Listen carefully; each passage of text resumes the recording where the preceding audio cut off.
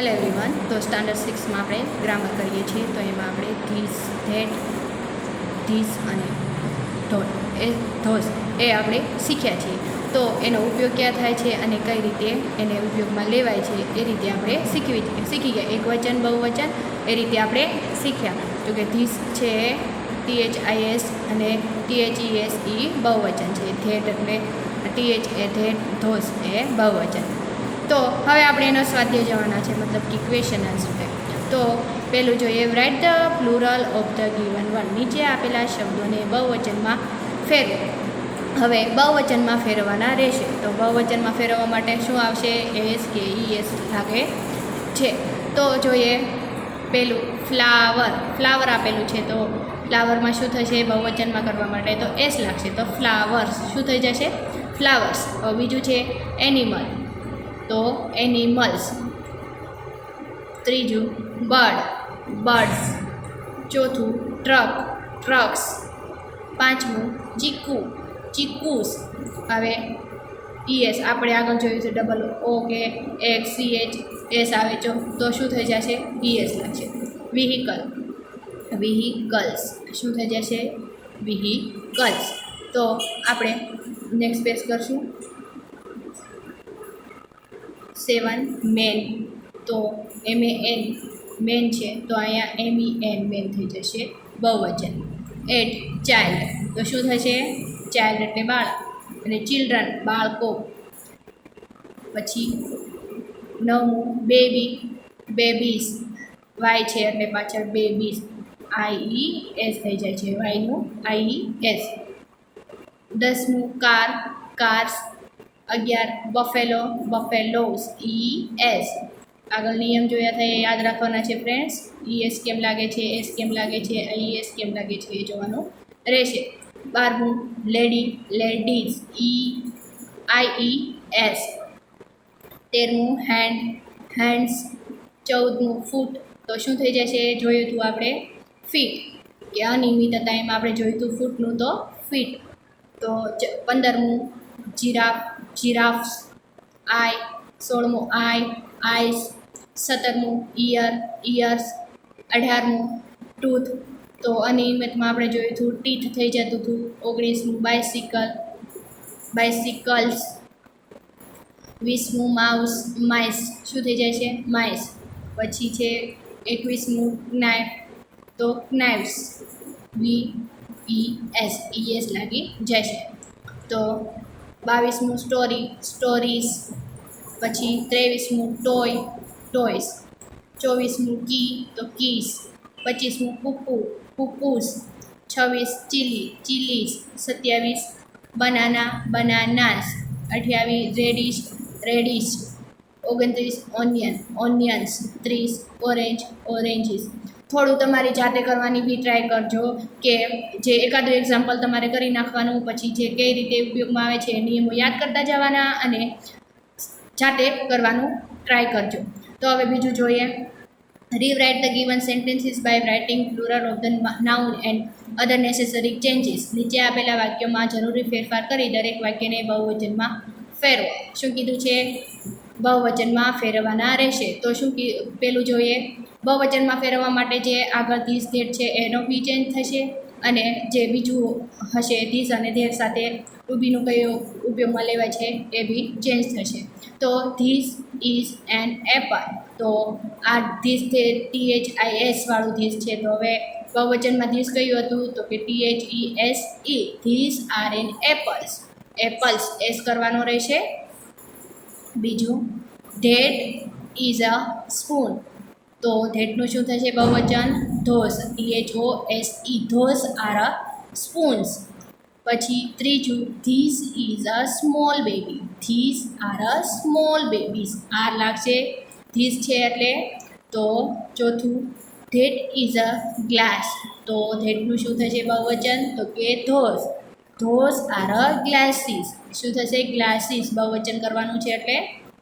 પાંચમું this is a man, these are a men, MEN. અહીંયા MAN આપેલું છે, તો બહુવચનમાં આપણે જોયું MEN.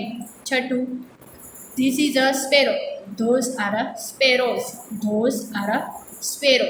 7 That is an orange. Those are an oranges. 8. This is a kite. These are a kites. 9. That is an umbrella. Those are an umbrellas. This is a deer. These are a deers. તો આપણે જોયું બહુવચનમાં થોડોક change કરીને આપણે બહુવચનમાં બનાવ્યા. આપણને એક વચનમાં વાક્ય આપેલા હતા અને પછી શું કર્યું આપણે બહુવચનમાં બનાવ્યા. તો બહુવચનમાં આપણે આગળ શીખી ગયા છીએ કે ધીસ અને ધોટનું કઈ રીતે થશે. તો ધેટનું શું થશે ધોસ અને ધીસ THIS ધીસ છે એનું આપણે બહુવચન કરીએ તો શું થશે THESE. હવે આપણને ક્વેશ્ચન નંબર 3 આપેલો છે. Rewrite the sentences changing singular to plural and plural to singular. નીચે આપેલા વાક્યમાં જરૂરી ફેરફાર કરી દરેક વાક્યનું વચન પરિવર્તન કરવાનું છે. મતલબ એક વચન હોય તો બહુવચન કરવાનું, બહુવચન હોય તો એક વચન કરવાનું રહેશે. તો જોઈએ. This is a knife. This are a knives. બીજું that is an eagle. Those are an eagle. ધેટનું those. This is a carrot. This are a carrot. That is a tree. Those are a tree. That is a big sheep. Those are a big sheep. Chhattu, this is a duck. These are a duck. Those are tomato. તો શું હવે થશે એક વચન that is a tomato. 8.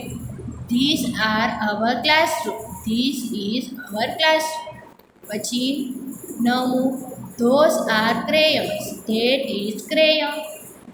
10. These are story book. This is a story book. That અને ધીસનું સાવ simple છે. તમે તમારી રીતે થોડી ટ્રાય કરજો એટલે તમને ધીસ અને ધેટનો કઈ રીતે ઉપયોગ થાય છે એ પણ ખબર પડી છે. તો નેક્સ્ટ પેજમાં જોઈએ તો આપણને આપેલું છે.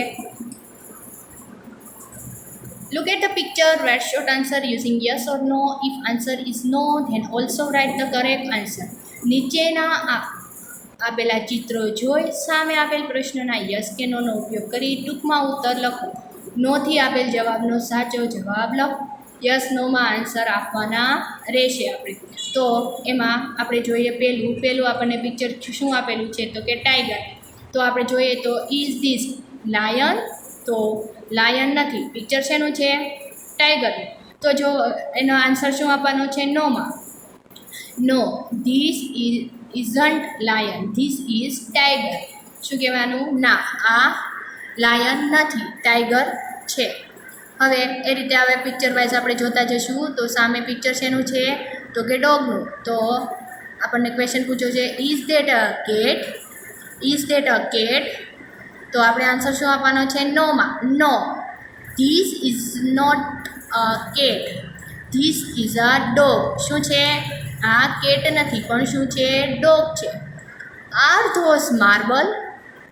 તો શું કીધું છે આર ધોસ માર્બલ. પથ્થર છે માર્બલ છે. તો હા પિક્ચરમાં આપણે જોઈશું તો માર્બલ છે.